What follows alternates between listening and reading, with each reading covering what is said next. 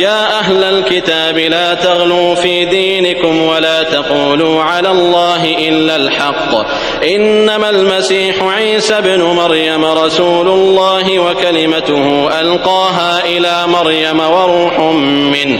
فآمنوا بالله ورسله ولا تقولوا ثلاثة انتهوا خيرا لكم إنما الله إله واحد سبحانه أن يكون له ولد له ما في السماوات وما في الأرض وكفى بالله وكيلا أن يستنكف المسيح أن يكون عبدا لله ولا الملائكة المقربون ومن يستنكف عن عبادته ويستكبر فسيحشرهم إليه جميعا فأما الذين آمنوا وعملوا الصالحات فيوفيهم أجورهم ويزيدهم من فضله وأما الذين استنكفوا واستكبروا فيعذبهم عذابا أليما ولا يجدون لهم من دون الله وليا ولا نصيرا يا أيها الناس قد جاءكم برهان من ربكم وأنزلنا إليكم نورا مبينا فأما الذين آمنوا بالله واعتصموا به فسيدخلهم في رحمة منه وفضل ويهديهم إليه صراطا مستقيما يستفتونك قل الله يفتيكم في الكلالة إن امرؤ هلك ليس له ولد وله أخت فلها نصف ما ترك وهو يرثها إن لم يكن لها ولد فإن كانت اثنتين فلهما الثلثان مما ترك وإن كانوا إخوة رجالا ونساء فللذكر مثل حظ الأنثيين يبين الله لكم أن تضلوا والله بكل شيء عليم. بسم الله الرحمن الرحيم. يا أيها الذين آمنوا أوفوا بالعقود أحلت لكم بهيمة الأنعام إلا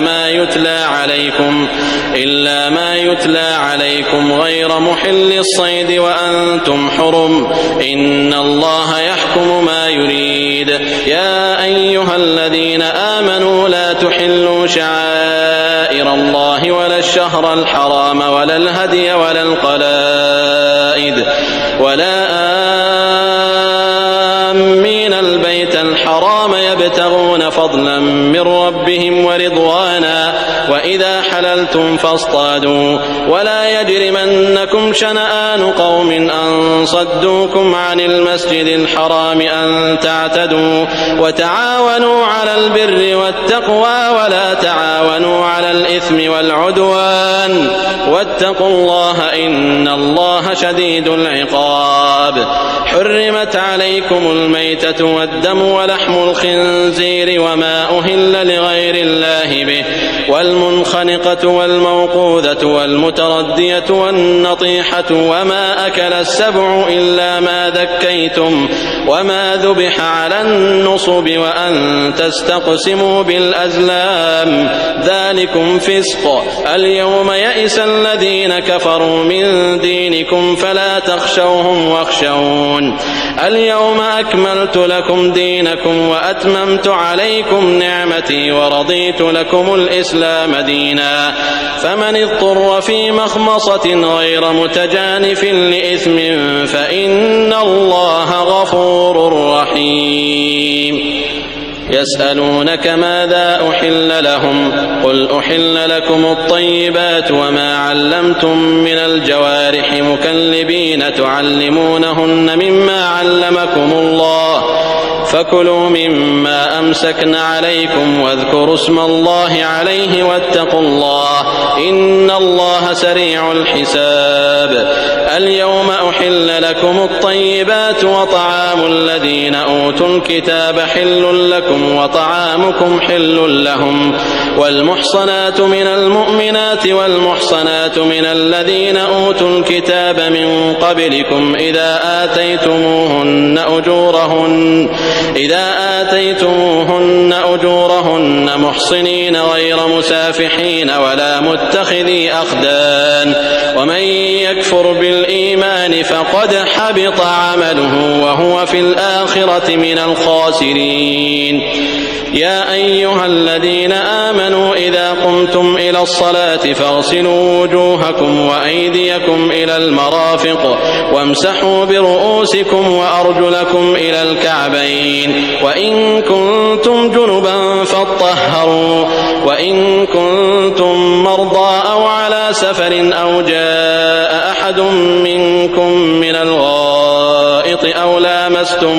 أو لامستم النساء فلم تجدوا ماء فتيمموا صعيدا طيبا فامسحوا بوجوهكم وأيديكم منه ما يريد الله ليجعل عليكم من حرج ولكن يريد ليطهركم وليتم نعمته عليكم لعلكم تشكرون. واذكروا نعمة الله عليكم وميثاقه الذي واثقكم به إذ قلتم سمعنا وأطعنا واتقوا الله إن الله عليم بذات الصدور. يا أيها الذين آمنوا كونوا قوامين لله شهداء بالقسط ولا يجرمنكم شنآن قوم على ألا تعدلوا اعدلوا هو أقرب للتقوى واتقوا الله إن الله خبير بما تعملون. وعد الله الذين آمنوا وعملوا الصالحات لهم مغفرة وأجر عظيم والذين كفروا وكذبوا بآياتنا أولئك أصحاب الجحيم. يا أيها الذين آمنوا اذكروا نعمة الله عليكم إذ هم قوم أن يبسطوا إليكم أيديهم فكف أيديهم عنكم واتقوا الله وعلى الله فليتوكل المؤمنون.